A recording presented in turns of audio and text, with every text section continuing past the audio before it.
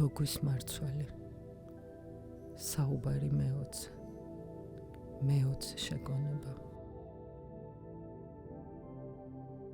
მოწაფეებმა ჰკითხეს იესოს, როდის დადგება სიკვდილისგან გათავისუფლების დღე და როდის მოვა ახალი ცხოვრება?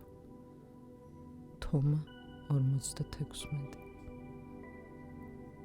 იესომ მიუგო, ის, რასაც ელოდებოდით, უკვე მოვიდა, მაგრამ თქვენ ვერ შეიცანით. მოწაფეებმა უთხრეს იესოს, ისრაელში 24 წინასწარმეტყველი ქადაგებდა და ყველა მათგანი შენ გახსენებდა. იესომ მიუგო, თქვენ გვერდით გასწიეთ ცოცხალი, რომელიც თქვენს წინაშეა და ლაპარაკობთ მკვდარზე. თომა 47. იესომ თქვა, მე ამ ქვეყნად მოვიტანეთ ცეცხლი და ხედავთ ვიცავ ქვეყანას, სანამ ცეცხლი არ აგიზგიზდება. თომა 10.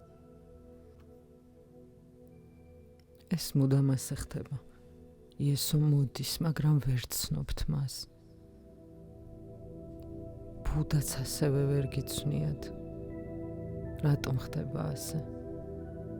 შემდეგ საუკუნეების განმავლობაში ფიქრობთ იესოსა და ბუდაზე.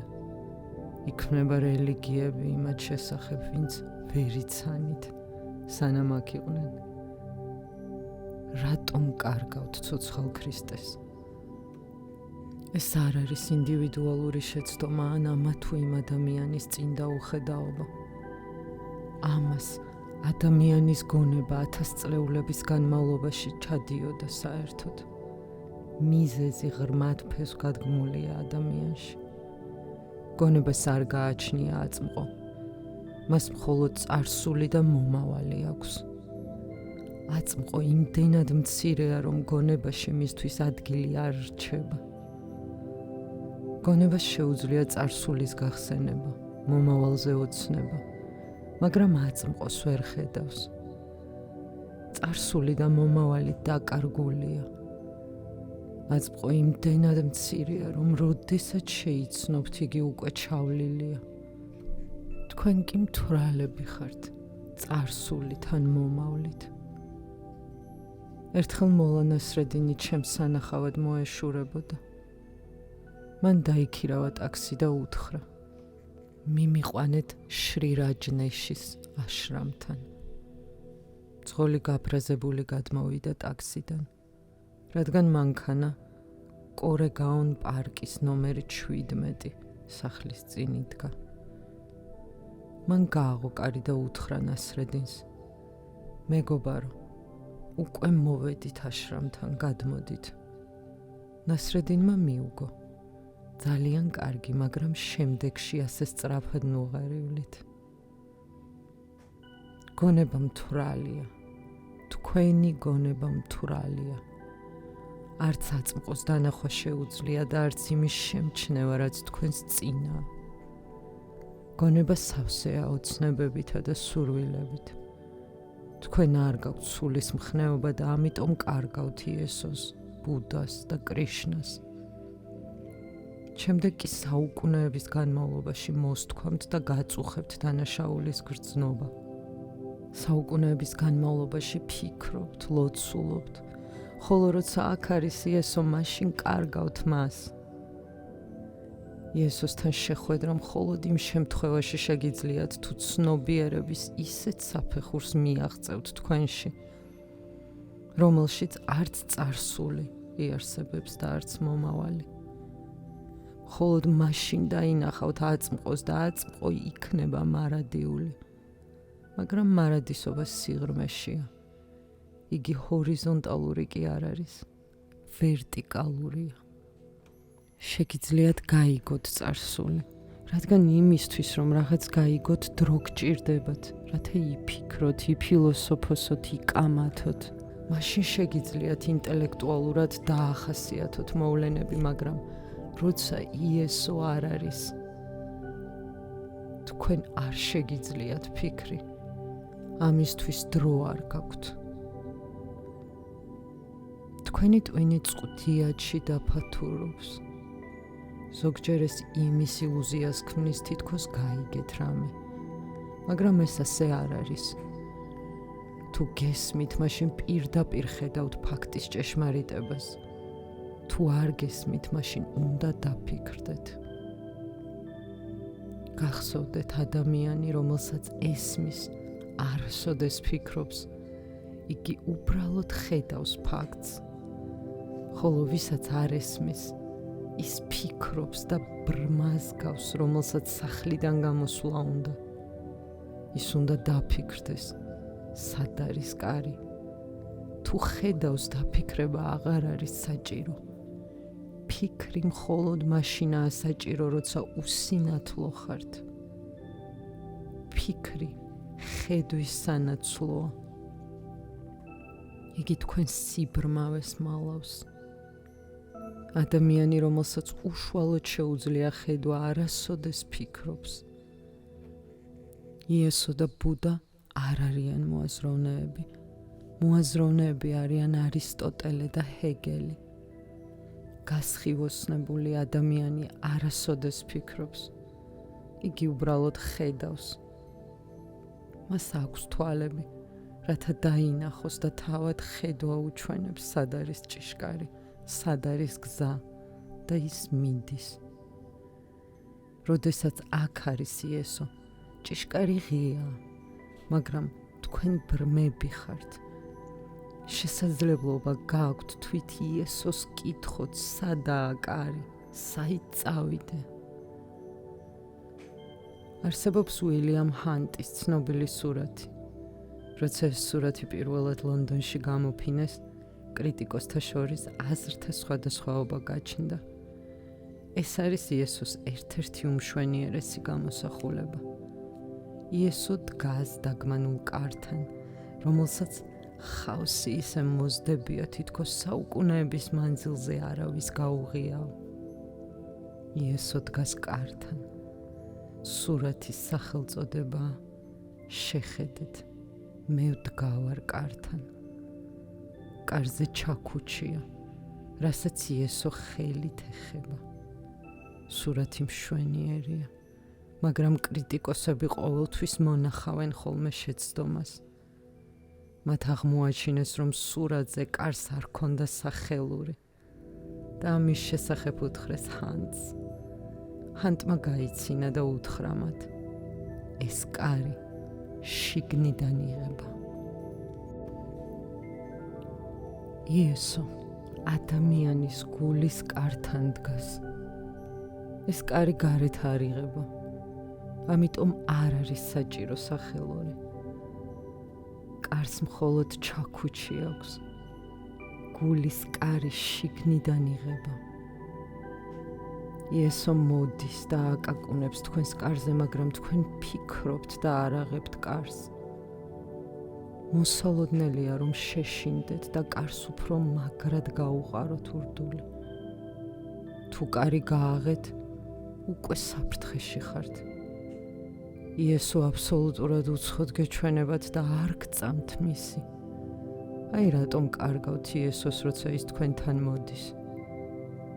ჯერ ერთი, თქვენ ბრმა ხართ და მხოლოდ ფიქრი შეგიძლიათ. მეორეც, თქვენ გეშინიათ უცნობის. წარსულთან კი მშვიდად ხართ. დრო უკვე გასულია. ბევრმა შექმნა თეორიები, მოახდინა ყველაფრის ორგანიზება, რაც საჭიროა. ყველაფერი წესრიგში მოიყვანეს. ახლა თქვენ შეგიძლიათ უბრალოდ ჩაიხედოთ წიგნებში. წიგნი კი უსიცოცხლოა. შეგიძლიათ იფიქროთ იესოზე და რაღაც დაამტკიცოთ. მაშინ აღარ არსებობს საშიშროება, რადგან თქვენი გული წიგნს რომც გაუღოთ, არაფერი აღარ მოხდება. მილიონობით ქრისტიანი ყოველ დღე კითხულობს ბიბლიას. ინდუსი ბჰაგავატა გიგას, ბუდისტი თამაკადას, ისინი ყოველდღე ერთსა და იმავეს იმეორებენ მექანიკურად. საშიშროება არ არსებობს.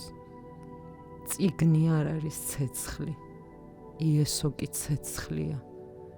როგორც კი გულის კარს გაუღებთ, მაშინვე მთლიანად დაიწვევით.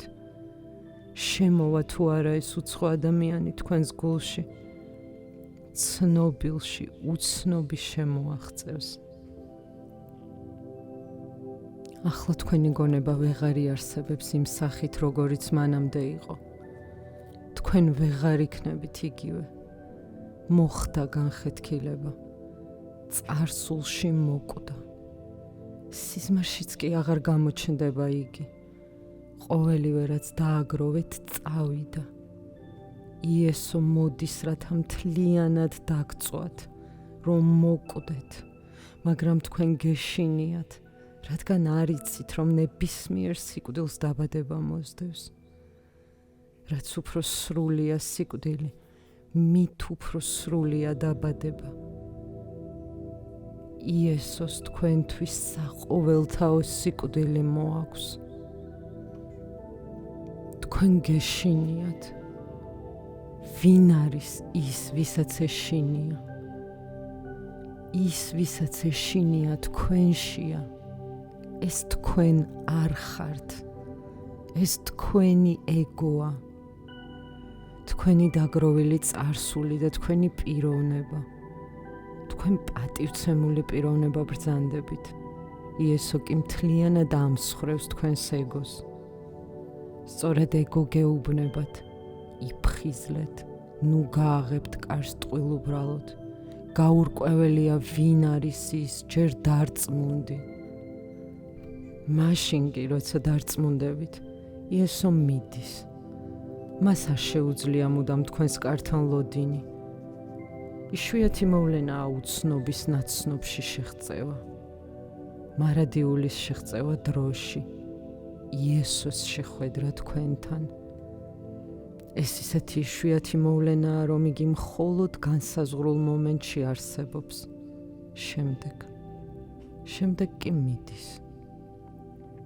თქვენ კარგავთ, რადგან არ გაგაჩნიათ სულის მხნეობა.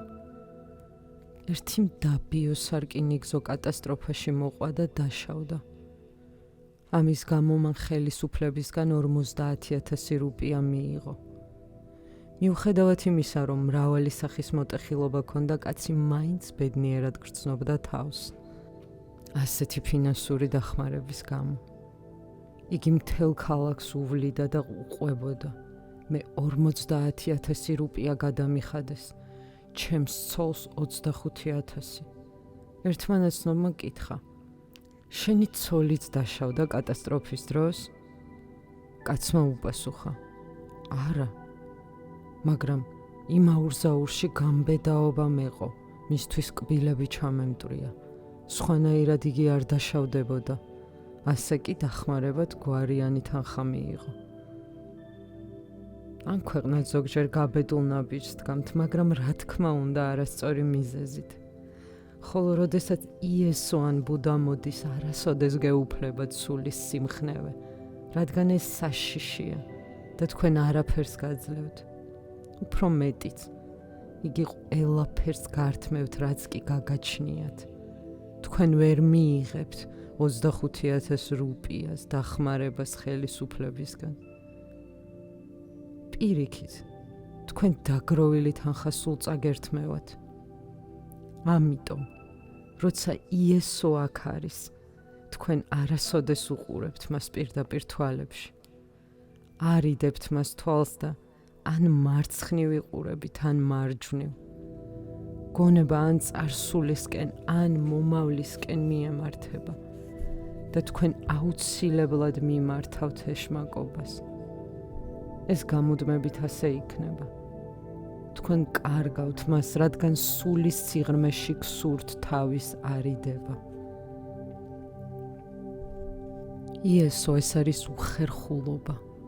მასთან შეხვედრა არახელსაყრელია, რადგან ის ნამსხვრევებად აქცევს მთელს თქვენს შემგუებლობას. იგი გაიძულებთ შეიგნოთ, რომ აბსოლუტურად არასწორი იყავით და თქვენ მიხვდებით, რომ შესცოდეთ, რომ დაკარგეთ მიზანი, რომ მთელი თქვენი ცხოვრება ფუჭი იყო, რომ არაფრისთვის მიგიღწევიათ და ერთსა და იმავე ადგილზე იდექით მილიონი ცხოვრების განმავლობაში. რა საკვირველია, იესოს გამო თქვენ თავს მოუსვენრად გრძნობთ. ერთადერთი გზა თავის გარიდებაა და თქვენ ძალიან დახვეწილად და დიდი ოსტატობით აკეთებთ ამას, ისე რომ ვერც კი აცნობიერებთ მომხდარ ფაქტს. ახლა შეეცადეთ გაიგოთ ამ სიტყვების აზრი. მოწაფეებმა ჰკითხეს იესოს, როდის დადგება სიკვდილისგან გათავისუფლების დღე და როდის მოვა ახალი ცხოვრება? იუდევლების საუკუნეთა განმავლობაში ელოდებოდნენ მიცვალებულთა მკვდრეთით აღდგომის დღეს, როცა დაიბადებოდა ახალი ცხოვრება, კურთხეული, ღვთაებრივი წესრიგის ერა. მსოფლიო ასეთი როგორიც ახლა მახინჯია და კოშმარს გავს. მისი ატანის ერთადერთი საშუალება არის იმედი, რომ ოდესმე ეს ასე აღარ იქნება, რომ კოშმარი დასრულდება, რომ ოდესმე გაქრება ეს მახინჯი სამყარო და დაიბადება ახალი ცხოვრება ჭეშმარიტებისა და ღვთაებრივის. ეს გონების ილეთია, რაც მომწამლელია და იმედს გაძლევთ. იმედი კი ყველაზე დიდი ალკოჰოლია, რაც ამ ქვეყნად არსებობს. თუ შეგიძლიათ იქონიოთ იმედი, მაშინ შეგიძლიათ სამუდამოდ მთვრალი დარჩეთ. ეს გაძლევთ მოლოდინის საშუალებას. ეს ცხოვრება არ არის საბოლოო, ეს სიმახინჯი არ არის სამუდამო. ეს ცხოვრება არ არის ჭეშმარიტი. ჭეშმარიტი ცხოვრება მოვა. აი რას ფიქრობს არარელიგიური ადამიანი. მორწმუნე ყველაფერს ისე ღებულობს, როგორც არის. ის არ ელოდება იმას, რომ კიდევ რაღაც მოხდება. ის იმითაც კმაყოფილია, რაც არის. არჩივის, რომ რაღაც ცუდი და კოშმარულია. იგი ყველაფერს იღებს და აღიარებს და მიღებით იბადება ახალ ადამიანად. მისთვის ახალი ცხოვრება აქ არის. ეს არის ახალ ცხოვრებაში მოსახვედრი გზა. თუ თქვენ ოდესმე ამ სამყაროს შეცვლას ელოდებით, ეს არასოდეს მოხდება. სამყარო ყოველთვის ისეთი იქნება, როგორც მაშინ ადამმა და ევამ რომ დატოვეს ედემი, ასეთივე დარჩება. ერთი ჩინური გამოთქმა არსებობს. პროგრესი ყველაზე ძველი სიტყვაა. ადამიანის გონება ყოველთვის ფიქრობდა, რომ პროგრესს განიცდიდა. ჩვენ არსად მივდივართ. სამყარო იგივე რჩება. შეიძლება იცვლება დეტალები, მაგრამ არსი იგივეა. ეს არის ბორბალი, რომელიც ერთსა და იმავე წრეზე ბრუნავს. რელიგიური ის არის, ვინც უშუალოდ ამ მომენტს ღებულობს. იმის და მიუხედავად თუ რა ხდება და ამ მიღების საშუალებით თავიდან იბადება. სიკვდილი დაძლეულია. ეს აღორძინებაა. ხოლო როდესაც თქვენი ხედვა სხვაგვარია, მაშინ სხვანაირია მთელი სამყარო, რადგან ყოველივეს მიზეზი არის ის, თქვენ როგორ ხედავთ მას, როგორ აღიქონთ, როგორ მიესადაგებით. თქვენი პოზიცია თქვენი სამყაროა. ეს სამყარო ნეიტრალურია. ბუდასთვის ის არის მოგშა, უსაზღვრო სილამაზე და ექსტაზი. თქვენთვის ის ჯოჯოხეთს გავს. ბოლო მეშვიდე ფენას, რომლის იქითაც უარესი აღარაფერი არსებობს. ყველაფერი იმაზეა დამოკიდებული, როგორ შეხედავთ. როდესაც თქვენ აღორძინდებით, თქვენთან ერთად აღორძინდება ყველაფერი. თქვენ ახლებურად დაინახავთ ყველაფერს, რადგან თქვენ შეიცვალეთ. გახდით სამყაროს ცენტრი. ხოლო როდესაც ცენტრი იცვლება, პერიფერიებიც მას მიყვება. რადგან სამყარო მხოლოდ ჩრდილია თქვენ გარშემო. თუ თქვენ იცვლებით, ჩრდილიც იცვლება. ისინი კი ვინც ელიან და ფიქრობენ, რომ ჩრდილი ოდესღაც შეიცვლება, ბრიყვები არიან. იუდევლები ელოდნენ ისე, როგორც თვითოეული ელოდება იმ დღეს, როდესაც სამყარო აღორძინდება და სიკვდილი დამარცხდება. მაშინ იქნება მარადიული სამყარო და მარადიული ცხოვრება. იუდევლები ეკითხებოდნენ იესოს, როდის დადგება სიკვდილისგან გათავისუფლების დღე და როდის მოვა ახალი ცხოვრება?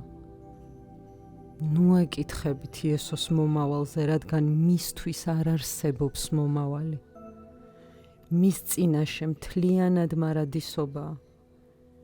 იესოსთვის არ არსებობს არანაირი იმედი ოცნებაა. იესოსთვის მხოლოდ ჭეშმარიტება არსებობს.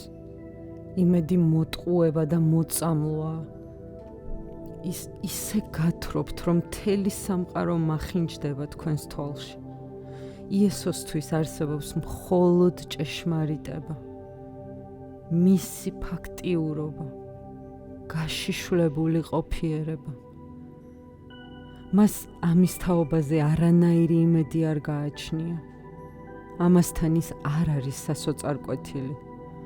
გახსოვდეთ, სასოწარკვეთა იმედის ნაწილია. თუ მომავლის იმედი გაქვთ, ამას ფეხდაფეხ სასოწარკვეთა მოყვება.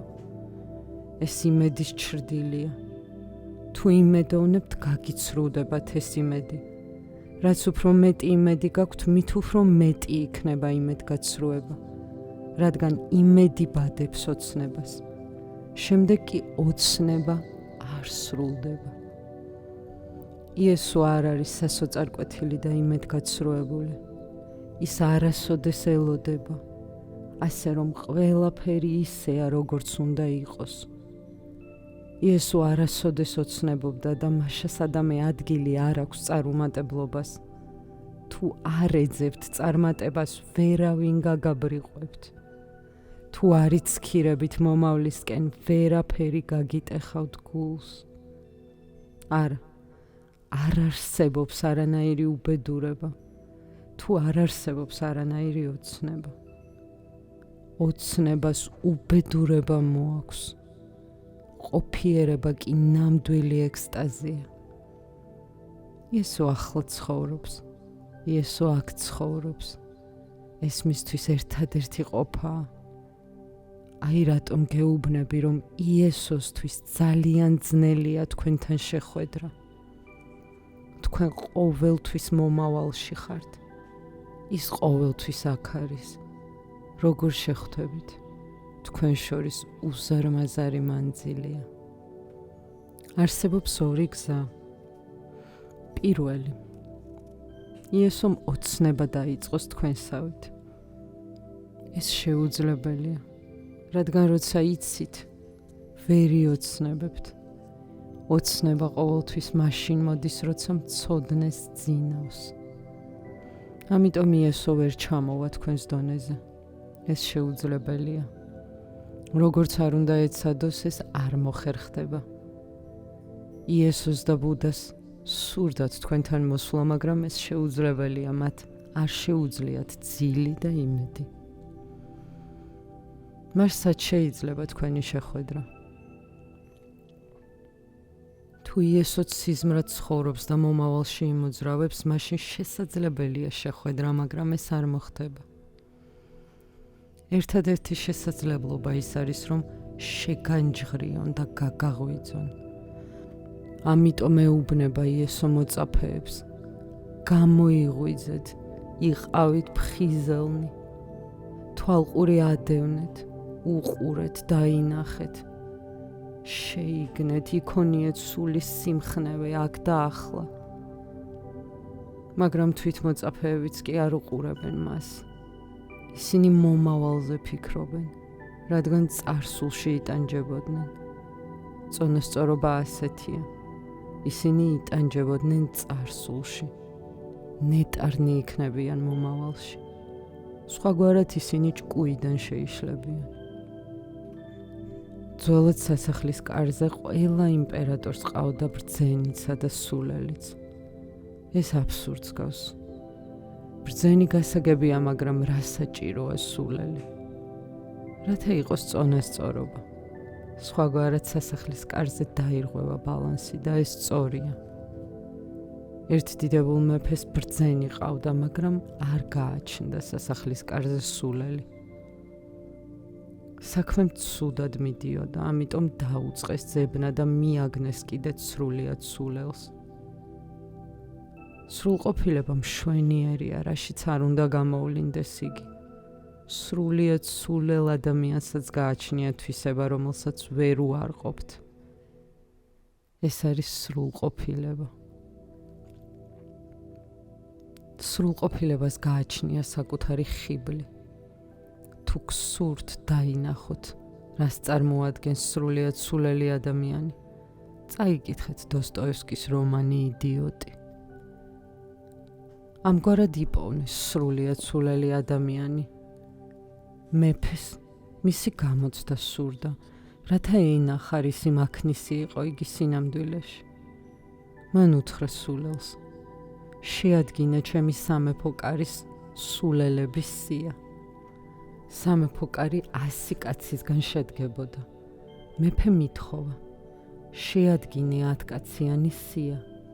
ამათგან ყველაზე სულელი რიგით პირველი უნდა იყოს სიაში, შემდეგ მეორე და ასე შემდეგ. ამისათვის სულელს 7 დღის ვადა მისცა. მე-7 დღეს მოჰკითხა სია. სულელმა უთხრა, რომ სია მზად ჰქონდა. ვინ არის სიაში რიგით პირველი? კითხა მეფემ. შენ, უპასუხა სულელმა. მეფე განაწყენდა. რატომ განმიმარტე? სულელმა უთხრა, ჯერ კიდევ გუშინ პირველი ადგილი არ მქონდა შევსებული, მაგრამ გუშინ შენ ერთ-ერთ მინისტრს მილიონი რუპია მიეცი და შორეულ ქვეყანაში გაგზავნე ალმასის, მარგალიტისა და სხვა ძვირფასეულობის შესაძენად და მე გეუბნები, რომ ის კაცი აღარასოდეს დაბრუნდება უკან. შენ მას ენდე, ესე იგი სულელი ხარ, რადგან მხოლოდ სულელებს ჯერათ. კარგი, მაგრამ უკან თუ დაბრუნდება, მაშინ მიუგო მეფემ. სულელმა უპასუხა, მაშინ შენს სახელს ამოუშლი სიიდან და მისას ჩავწერ. ძველად სასახლის კარზე ეს აუცილებლობა იყო, რადგან ამით ხდებოდა წონასწორობის შენარჩუნება. თქვენი ცხოვრება წონასწორობის შენარჩუნების განუწყვეტელი მცდელობაა. თუ ძლიერად მოძრაობთ ერთი მიმართულებით, იკარგება წონასწორობა და ჩნდება ავადმყოფობა, რაც უწონასწორობას ნიშნავს. თუ თქვენი წარსული მახინჯია, თუ ის იყო ხანგრძლივი ტანჯვა, მოწყენა და დაღლა, როგორ მოახდენთ მის ბალანსირებას თუ არ გაწონასწორდებით? თქვენ ჭკუიდან შეიშლებით. ამიტომ აწონასწორებთ მას მშვენიერ მომავალზე ოცნებით. ქმნით მომავლის რომანტიკულ სურათს და ეს გინარჩუნებთ წონასწორობას. მაგრამ იესოს არ სჭირდება გაწონასწორება. იგი თვითონ არის სრულყოფილება. იესოს არ სჭირდება არც ბრძენი, არც სულელი. თქვენი წარსული ჰგავს ბრძენს. თქვენ მიიღეთ გამოცდილება, ხოლო გამოცდილებით სიბრძნე. მომავალი კი სისულელეა, ეს არის ოცნება. თუ არა გაქვთ მომავალი, ჭკუაზე შეიშლებით. ამერიკის შეერთებული შტატები ჰიპების და ბიტნიკების ქვეყნად იქცა. იგი უფრო ფხიზელი გახდა. იქ აღარ არის მომავალი, წყალბადის ბომბისა და ატომური ენერგიის გამო. წარსული კი მხოლოდ ხანგრძლივი სიმახინჯეა და კოშმარია. იქ არ არის მომავალი, რომ იოცნებონ, რომ ჩაიდინონ სისულელეები და დაამყარონ წონასწორობა. ამიტომ გაჩნდნენ ჰიპები, ისინი შეშლილები და გაუწონასწორებლები არიან. ბუდაც მსგავსი სახით გამოჩნდა, მაგრამ მას სხვა მეთოდი ჰქონდა. იესომაც უბრალოდ განაგდო წარსული და შეწყვიტა მომავალზე ფიქრი. იგი თვითონ იქცა წონასწორობად. თქვენ ვერ შეარყევთ იესოს ბალანსს. წონასწორობიდან შეიძლება გამოიყვანოთ სხვა ვინმე, ვინც უბრალოდ მოერგო და შეეგუა ცხოვრებას, მაგრამ იესოს ვერა. შეგუებული პიროვნების ბალანსის დარღვევა ნებისმიერ შემთხვევითობა შეუძლია, მაგრამ იესო ვერ შეიშლება ჭკუიდან, რადგან შეცვლილია საფუძველი. ის არც წარსულში ცხოვრობს და არც მომავალში. მოწაფეები მომავალზე ეკითხებიან იესოს, როგორ მოხდება შეხვედრა? და ამ კითხვას სვამენ მოწაფეები.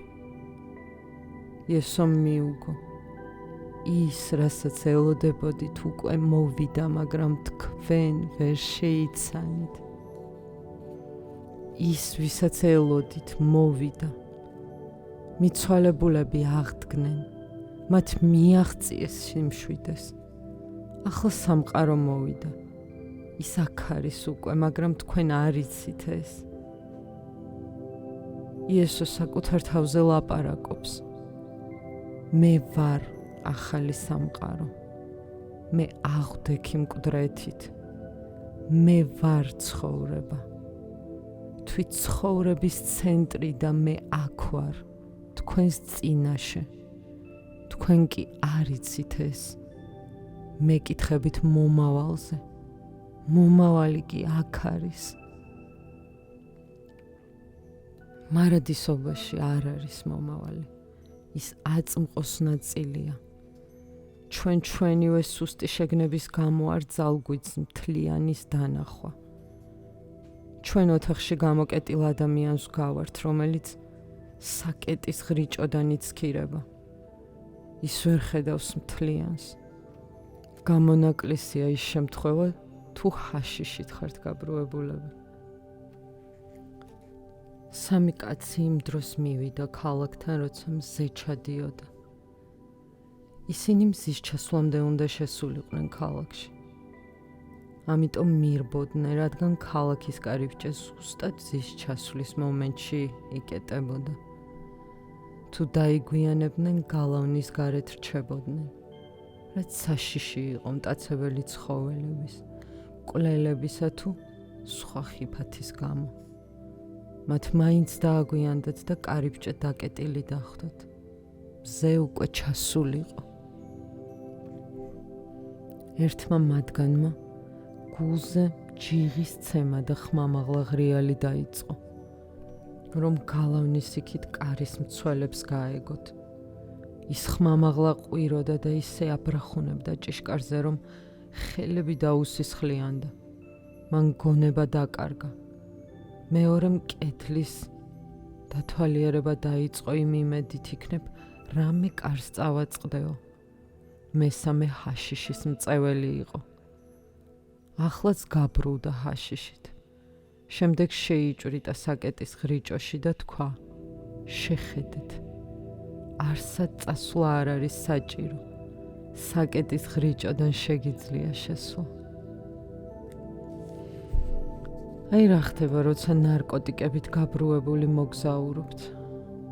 საკეტის ღრიჭო იმდენად დიდი გეჩვენებათ, რომ გონიათ შეძლებთ მასში გასვლას და თვით სასუფეველში შესვლასაც კი. ვერავინ შევახთვის სასუფეველში საკეტის ღრიჭოდან. დარჩევით გარეთ და როცა გონს მოხვალთ, ამ ყველაფერზე გაიცინებთ. იფიქრეთ ოთახში ჩაკეტილ ადამიანზე, რომელსაც მხოლოდ საკეტის ღრიჭოდან შეუძლია ყურება.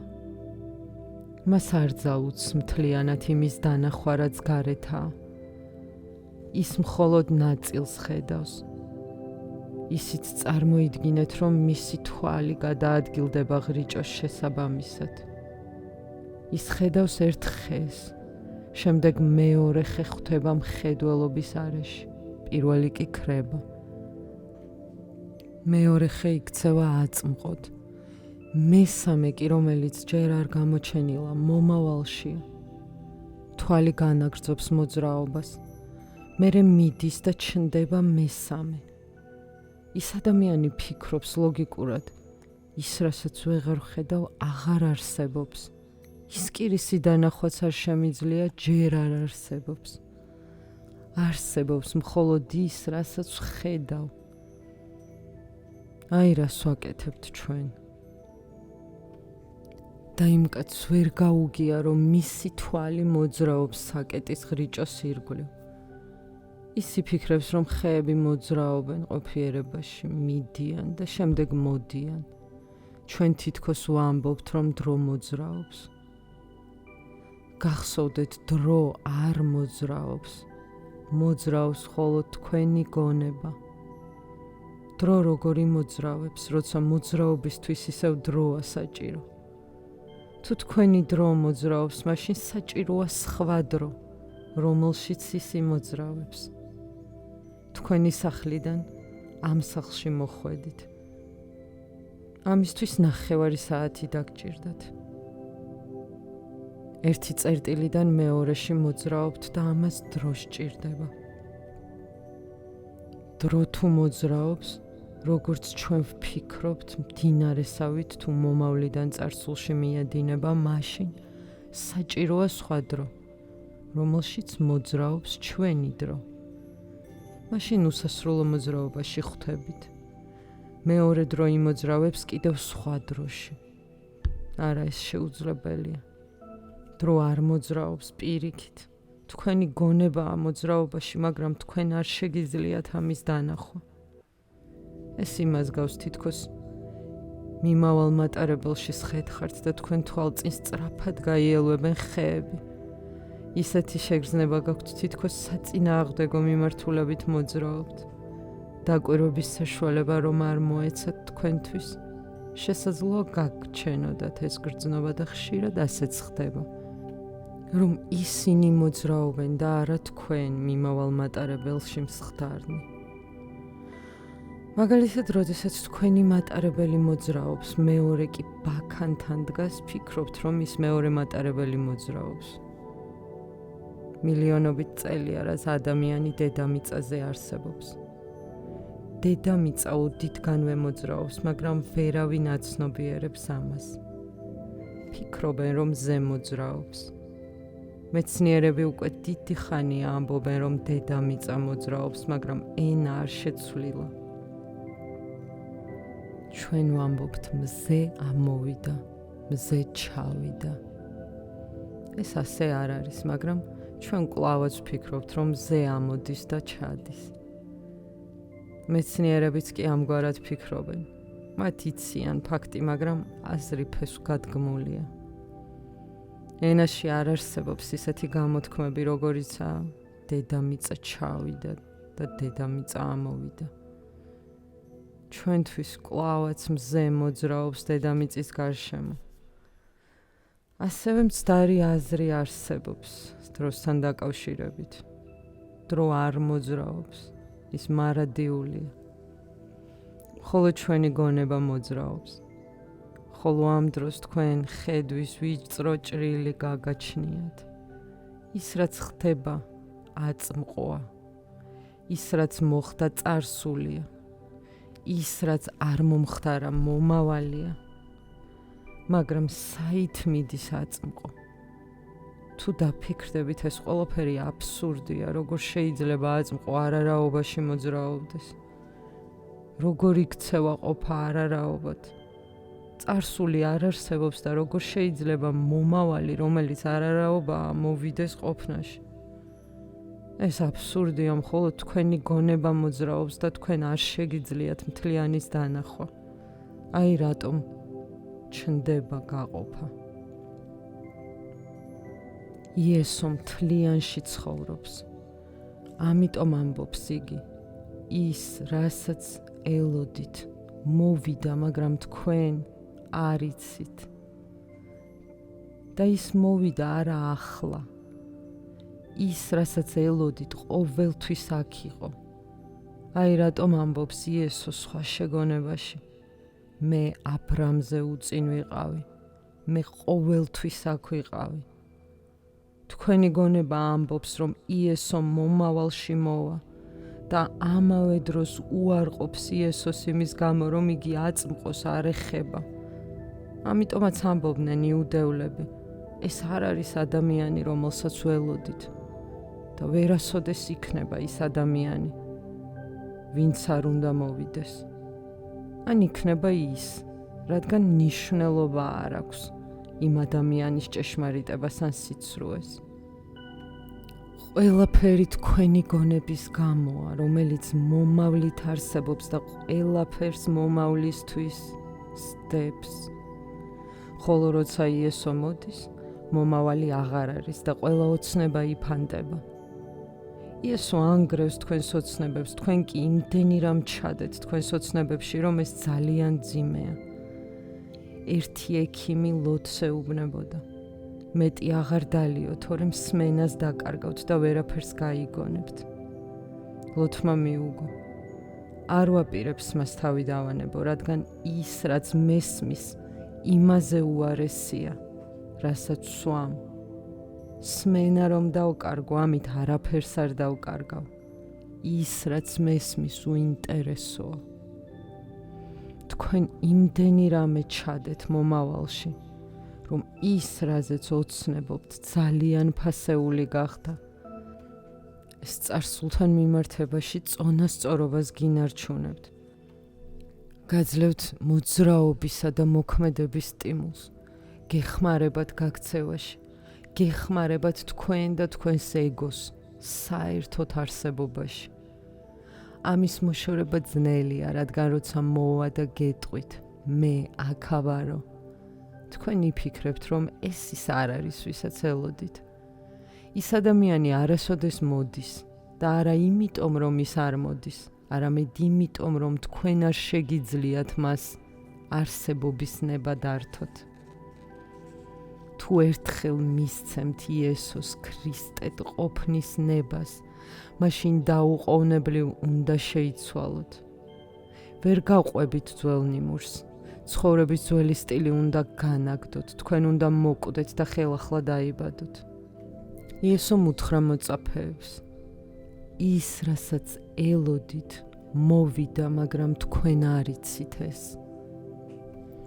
მოწაფეებმა უთხრეს იესოს, ისრაელში 24 წინასწარმეტყველი ქადაგებდა და ყველა შენ გახსენებდა. ციფრ 24-ს დიდი მნიშვნელობა აქვს. ინდუისტები ფიქრობენ, რომ არის 24 ავატარა. ჯაინები თვლიან, რომ არსებობს 24 ტირთხანკარა, ანუ დინების იქით გადამყვანი. ბუდისტები ფიქრობენ, რომ არის 24 ბუდა, ხოლო იუდევლები ფიქრობენ, რომ არსებობს 24 წინასწარმეტყველი. 24 საათი. რატომ 24? ამ ქვეყნად ყველაფერი განსაზღვრული რაოდენობით არსებობს. სიბრძნეც კი, და როცა ერთი პიროვნება გასხივოსნდება, სხვებისთვის უკვე ძნელია იმავე დროს გასხივოსნება, რადგან მთელ სინათლეს ის ერთი პიროვნება შთანთქავს. თქვენ შეგიძლიათ მის ჩრდილში იცოცხლოთ. ის შეეცდება დაგეხმაროთ ნებისმიერი საშუალებით. აქედან მოდის ეს მოვლენაც. ბუდა კვდება და მისი ბევრი მოწაფე გასხივოსნდება. მოწაფეებმა უთხრეს იესოს, ისრაელში 24 წინასწარმეტყველი ქადაგებდა და ყველა მათგანი შენ გახსენებდა.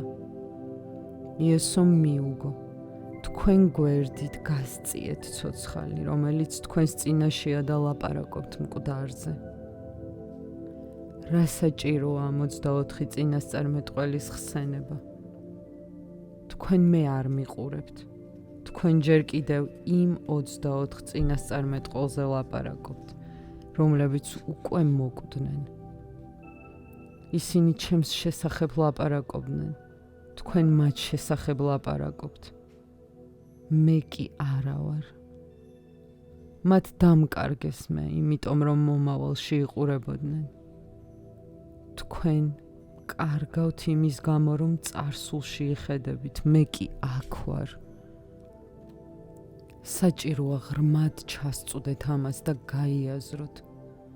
ძალიან ადვილია სიკვდილზე ლაპარაკი, რადგან თვითონ მკვდრები ხართ.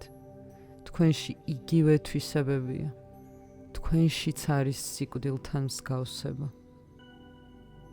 ძალიან ძნელია იესოს დანახვა, რადგან თქვენც ცოცხლები უნდა იყოთ. მხოლოდ მსგავს შეუძლია იგრძნოს მსგავსი. როგორ იცნობთ სინათლეს თუ თვითონ სიბნელე ხართ?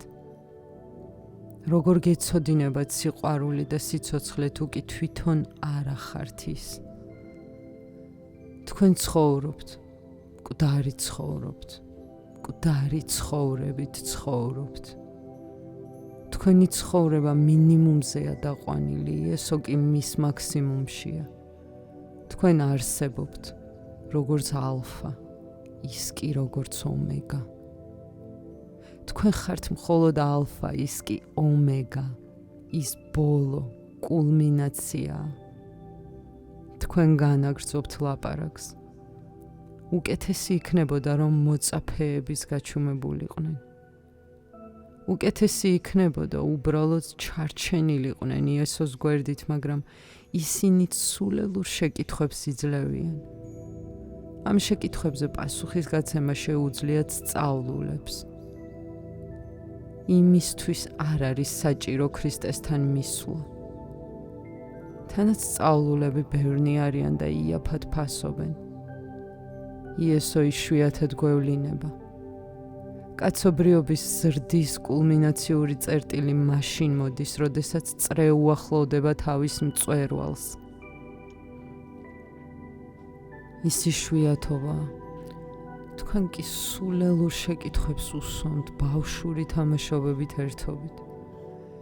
იესო უბრალოდ ყველაფერს უარყოფს. ის ამბობს, სისულელეა. თქვენ იძლევით სულელურ შეკითხვებს.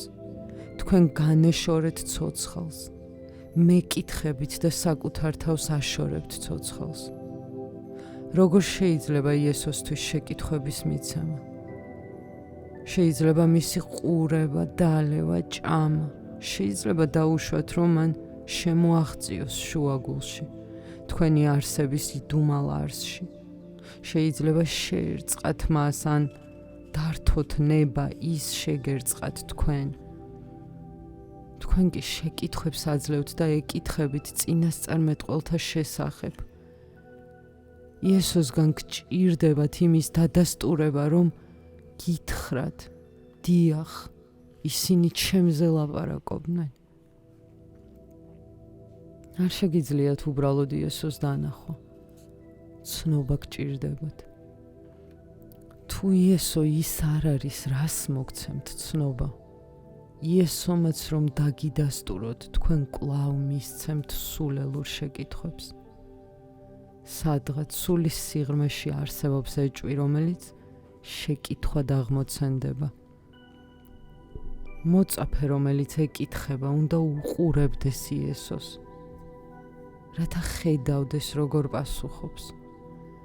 თუ იესო ამბობს, რომ იგი არ არის, ვის წინასწარმეტყველნი ქადაგებდნენ?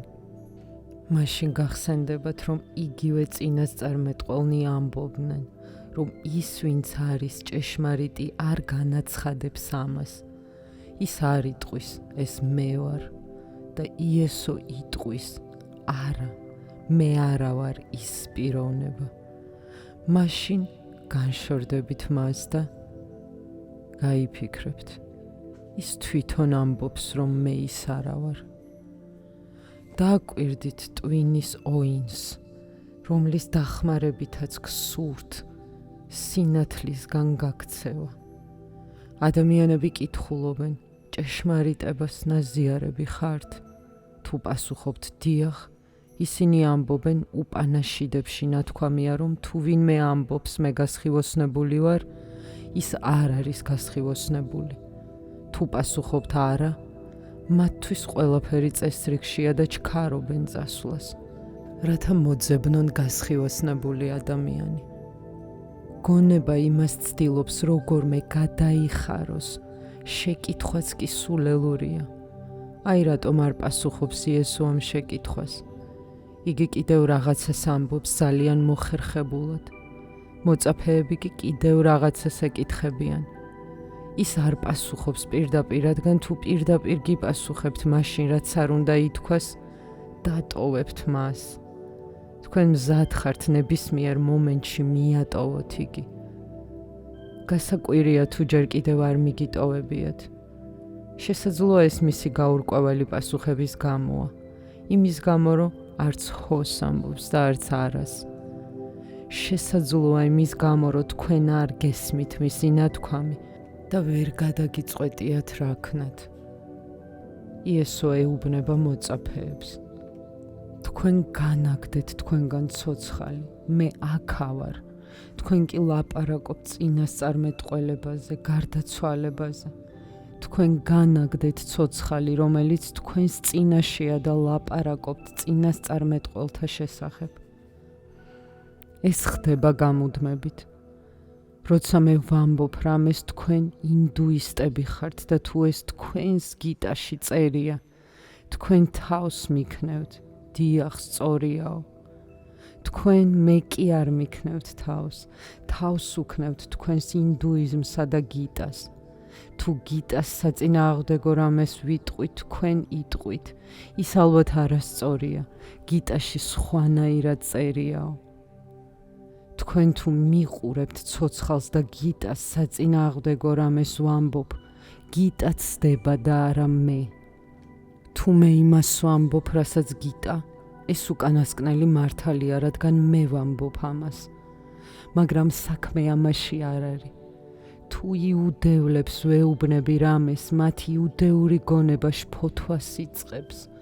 ისინი მწერდნენ 30 გვერდიან წერილებს იმის შესახებ, რომ ეს ასე არ არის. იუდევლებს არ გესმით. თუ კი რამეს ვამბობ თქვენი იდეური გონების საწინააღმდეგოს, დაუყოვნებლივ უარმყოფთ მე და არა თქვენს იუდეურ გონებას. თუ რამეს შესაფერის ვამბობ, მაშინ მღებულობთ, მაგრამ ეს არ არის აღიარება. თქვენ უბრალოდ თავს იტყუებთ. თუ ვადასტურებთ თქვენი გონების დასკვნებს, მაღიარებთ. თქვენი გონება ცენტრში რჩება. აი რას ამბობს იესო. თქვენ უარყავით ცოცხალი, შემომხედეთ, მე აქა ვარ. ხე ამოვიდა, თქვენ კი ღამეზე ლაპარაკობთ. თქვენ ამბობთ, მალე გათენდება, ამოვა მზე და სიბნელე გაქრება. თქვენ განაგრძობთ ლაპარაკს. თქვენ ლაპარაკობთ ჩემს შესახებ, მე კი აქა ვარ, მაგრამ თქვენ ვერ მხედავთ. ძალიან ძნელია ფხიზლად ყოფნა. როცა ინდუსები, იუდევლები და ქრისტიანები ბრაზდებიან, გახსოვდეთ, რომ ეს თქვენ არ ახართ. ეს პირობითობებია. ჩამოიტოვეთ პირობითობები უკან. შეხედეთ, როგორ გვანან ერთმანეთს მოწაფეები და მტრები. ისინი ძალიან არ განსხვავდებიან. ძირითადი განსხვავება არ არსებობს. იუდევლები ეუბნებიან იესოს, შენის არ ახარ, ვისაც მუდამ გვპირდებოდნენ. 24 წინასწარმეტყველმა აღგვიწერა ნიშნები, რომლითაც შეგვიძლია განსაზღვროთ. შენ არ ახარ ის. ჩვენ მიცვალებულთაგან მოცემული გვაქვს კრიტერიუმები, რომლითაც შეგვიძლია ვიმსჯელოთ ცოცხალის შესახებ. ისინი ეუბნებოდნენ, არ გვჯერა შენი. დაგვიმტკიცე, გააცოცხლე მიცვალებული, აღადგინე იგი მკვდრეთით. ჯვარცმული იესოს საკუთარი თავის შველაც არ შეეძლო, სხვებს როგორ აღადგენდა მკვდრეთით. ჯვარცმისას დადასტურდა, რომ იესო არ იყო ის, ვისაც გვპირდებოდნენ. თავს იმშვიდებდნენ იუდევლები. რას აკეთებენ მოწაფეები? მათ სჯერათ, რომ იესო ავადმყოფებს კურნავდა, რომ ის მკვდრეთით აღადგენდა მიცვალებულებს. მათ სჯერათ, რომ ის არ მომკვდარა ჯვარზე. ის სიკვდილიდან 3 დღის მერე ნახეს ზოგიერთებმა. მაგრამ ერთიცა და მეორეც დამოკიდებულები არიან გარდაცვლილებზე. კრიტერიუმებს მკვდრები ადგენენ, თითქოს იესოც უნდა გაყოლოდა 24 მკვდარ წინასწარმეტყველს და არ უნდა ემოქმედა სპონტანურად. თუ იტყვით, რომ მას არასოდეს მოუხდენია სასწაულები, იუდევლები ბედნიერები იქნებიან. ისინი იტყვიან, დიახ, ეს ის არის, რასაც ჩვენ ვამბობდით. ხოლო ქრისტიანები უბედურები იქნებიან, ვინაიდან იესო თუ არ ახდენდა სასწაულებს, ის აღარ იქნება ქრისტე. ნუ თუ ქრისტე არ არის საკმარისი, ისეთი როგორიც არის, ნუ თუ არაა სინათლე, არ არის ჭეშმარიტება, ისეთმა როგორიცაა არ მოიტანა უხილავი სილამაზე ამ ქვეყნად. არა, თქვენ გაქვთ კრიტერიუმები და იესო მათ უნდა შეესატყვისებოდეს. თუ ასეა, მაშინ ყველაფერი რიგზეა. თუ ეს ასე არ არის, მაშინ იესო არ არის ის ადამიანი. ეს ყველაფერი ერთი და იგივეა, ერთნიც და მეორენიც, მტრებიც და მოწაფენიც, მკვდრებთან ცხოვრობენ. უშუალოდ არც ერთი მათგანი არ უყურებს მოვლენებს, რომელიც არის იესო. იესო მუთხრა მოწაფეებს, თქვენ გვერდით გასწიეთ ცოცხალი, რომელიც თქვენს წინაშეა და ლაპარაკობთ მკვდარზე. იესომ თქვა, ამ ქვეყნად მე მოვიტანე ცეცხლი. რატომ ამბობს ამას?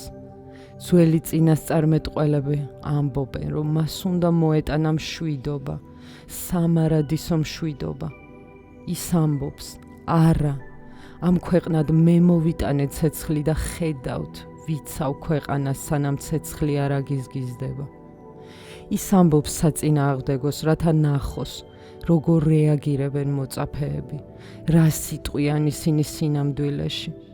ის არ ეწინააღმდეგება წინასწარმეტყველთა ნათქვამს, რადგან მშვიდობა მხოლოდ ცეცხლის შემდეგ შეიძლება მოვიდეს. როცა კაცობრიობა ცეცხლს გაივლის, როდესაც ძველი დაიწვება და მოკვდება, მხოლოდ მაშინ შეიძლება აღმოცენდეს ახალი. ახალი ჩნდება ძველის სიკვდილის შემდეგ. ძველმა უნდა შეწყვიტოს არსებობა, რათა ახალმა იარსებოს. მკვდარი უნდა გაქრეს, რათა გაჩნდეს ცოცხალი. იესო არ ეწინააღმდეგება წინასწარმეტყველებს, რადგან ისინი მართლა მის შესახებ ლაპარაკობდნენ. ის ეწინააღმდეგება მოწაფეებს. ბევრს უნდა მიეტოვებინა იესო მაშინ, ვინაიდან ძველები ამბობდნენ, რომ ის მოიტანდა მშვიდობას. იესო კი ამბობს, რომ ცეცხლი მოიტანა. ესე იგი, სწორად რომ იმის საწინააღმდეგოა. ჩვენ ისედაც ცეცხლში ვართ, რაღა საჭიროა კლავ ცეცხლია. ჩვენ უკვე ვიცვით, ქვეყანა უკვე ცეცხლშია, ცეცხლსა და უბედურებაში, გასაჭირსა და ტანჯვაში. რაღა საჭიროა ცეცხლი, ჩვენ მშვიდობა გვჭირდება. გახსოვდეთ, მშვიდობა არაა თქვენთვის. საქმე ეხება არა მშვიდობას, არამედ თქვენ. თქვენ ყველაფერი შეგაწუხებთ. ასეთები, როგორიც ახლა ხართ თქვენ საკუთარი თავის გარშემო, წარმოშობთ ტანჯვას. ტანჯვა არ არის შემთხვევითობა, რომელიც შეგემთხვევათ. ეს არის ზრდა, როგორც ხეს გამოზდის ფოთლები. ასევე მოდის თქვენთან მღელვარება, ის თქვენი ნაწილია. შეგიძლიათ ჩამოიცალოთ ფოთლები, მაგრამ ეს ვერ გიშველით. ერთი ფოთლის ადგილზე 4 ახალი ფოთოლი ამოვა. მღელვარება უფრო იმატებს, ვიდრე მთლიანად არ დაიწვევით, ვიდრე არ გაქრებით. ინდუისტები, კერძოდ პატანჯალი ტრანსფორმაციისთვის 2 სიტყვას იყენებდა. ერთს ეძახდნენ საბიჯ სამათს, ტრანსფორმაცია თესლით, მეორე კი ნაბიჯ სამათს, ტრანსფორმაცია უთესლოდ. პირველი არაფერი არ არის, რადგან თესლი რჩება. თქვენს თავში ატარებთ თესლს, ხეჯერ არ გაზრდილა, მაგრამ ის აღმოცენდება, რადგან არსებობს თესლი. შეგიძლიათ მთლიანად დათრგუნოთ საკუთარი თავი, მაშინ ხე გაქრება და თქვენ თესლად გადაიქცევით. თესლი ხეა ჩანასახში. თუ კარგ პირობებს შეუქმნით გაღვივებისთვის, მისგან ხე აღმოცენდება. თესლში მოთავსებულია ხის დეტალური ნახაზი, როგორია ფოთლები, ყვავილები და ასე შემდეგ. თუ შეძლებთ თესლის გაშიფრვას, ხის რაობასაც წინასწარმეტყველებთ. თავარი ის კი არ არის ვინ ხართ, არამედ ის თუ როგორი სახის მარცვალს ატარებთ თქვენში. ვინც არ უნდა იყოთ, ეს არ არის უბრალოდ თესლის აღმოცენება. შეგიძლიათ გამუდმებით სჭრიდეთ ტოტებს, მაგრამ ეს იქნება მხოლოდ მოდიფიკაცია. შეგიძლიათ გაილამაზოთ თავი, მაგრამ ამით ვერ შეიცვლებით. შეგიძლიათ თქვენს ჯოჯოხეთში დადგათ დეკორაციები, მაგრამ ამ გზით მას სამოთხედ ვერ გადააქცევთ. პატანჯალი სხვა გამოთქმასაც იყენებს. აირბიჯ სამათი. ის ამბობს, რომ ვიდრე არ მიიღწევა უთესლო სამათი, ანუ ვიდრე თესლი მთლიანად არ დაიწვება ისე, რომ ყველა უბედურება, ტანჯვა და შფოთვა გაქრეს, რომ მთლიანად ნახაზი წაიშალოს, არაფერი არ მიიღწევა. აი რა აქვს მხედველობაში იესოს. ის ამბობს, რომ ამ ქვეყნად ცეცხლი მოიტანა, რათა დაგწვათ. ის იმისთვის კი არ არის აქ, რომ დაგიცვათ, რომ დაგამშვიდოთ. იგი იმიტომ არის აქ, რომ დაგანგრიოთ, რადგან თქვენი თესლი ცუდია. თესლი როცა გაქრება, მაშინ თქვენს დაცარიელდებით. მხოლოდ მაშინ არის შესაძლებელი ღვთაებრივი თესლი თქვენს საშოში მოხვდეს. მაშინ მოვა ახალი ყვავილობა. მე ამ ქვეყნად მოვიტანე ცეცხლი და ხედავთ, ვიცავ ქვეყანას, სანამ ცეცხლი არ აგიზგიზდება. ეს კი დაპირებაა. ის ამბობს, მე დავიცავ მსოფლიოს, დავრჩები აქ ვიდრე ცეცხლშია იგი და ვიდრე ცეცხლი ბოლომდე არ აგიზგიზდება.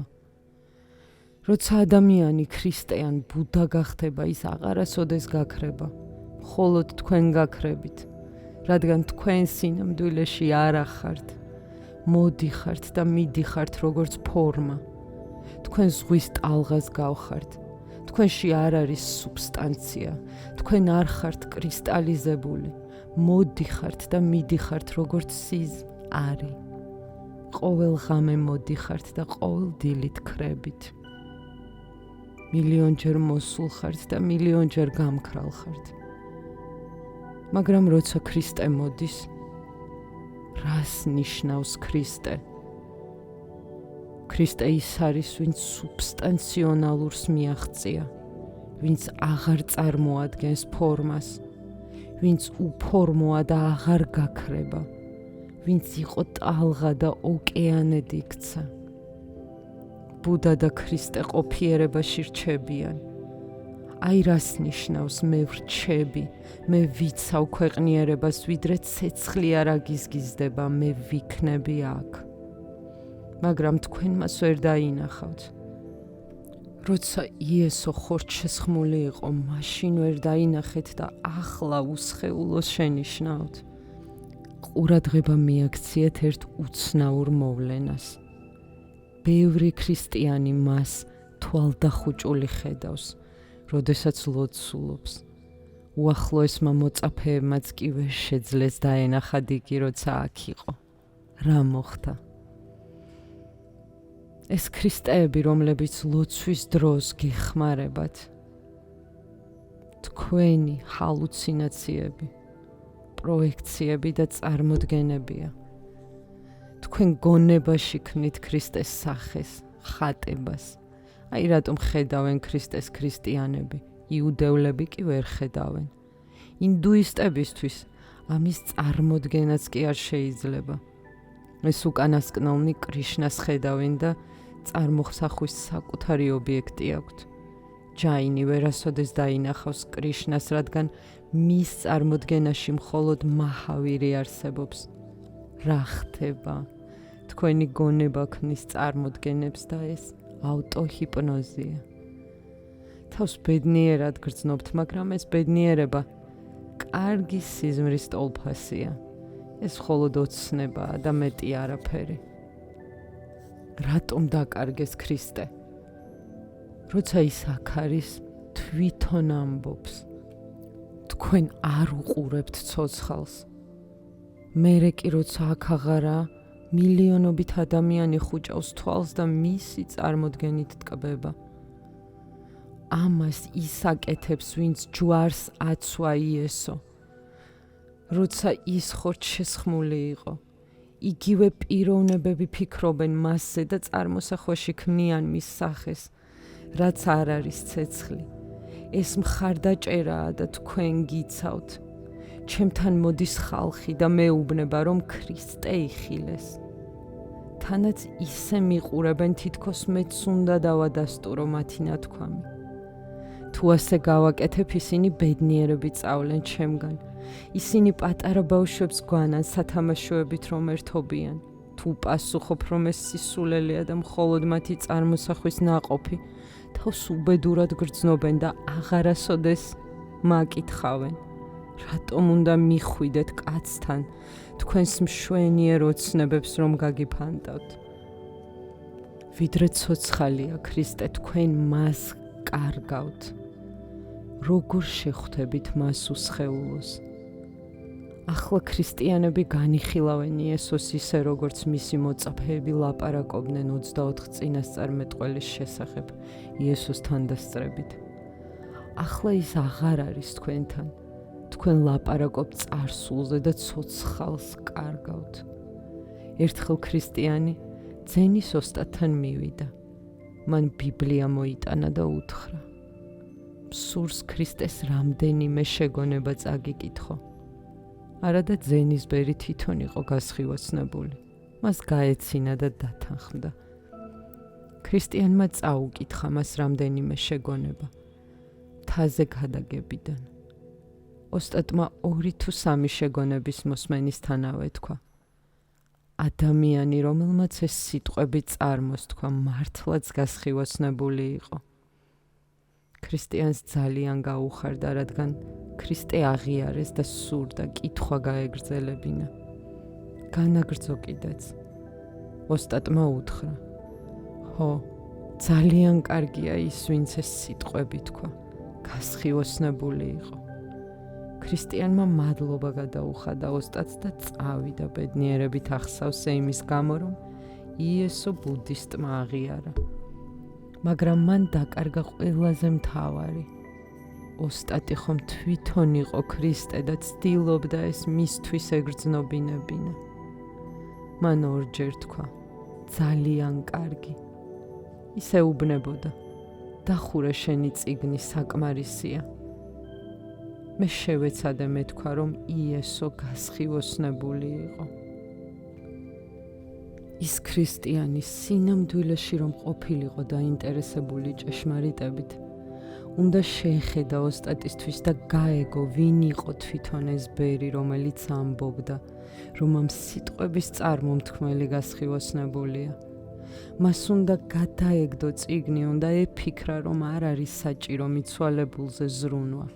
შეეხედა ამ ადამიანისთვის, მაგრამ ის წავიდა წიგნით ხელში თავის მეგობრებთან, რათა მათთვის ეუწყებინა, რომ იესო მართლა გასხივოცნებული იყო, რომ ეთქვა: მე ვიყავი ბუდისტთან, მისთვის ძნელია ქრისტეს აღიარება, მაგრამ იგი დიდებული ადამიანია, იესო რომ ისცნო. თქვენ ეძებთ მკვდრის აღიარებას ცოცხლისთვის. კარგად გახსოვდეთ ეს, რადგან შესაძლებელია იგივე გაიმეოროთ. 1974 წლის 9 სექტემბერი, პუნა, ინდოეთი, მე-20 თავის დასასრული.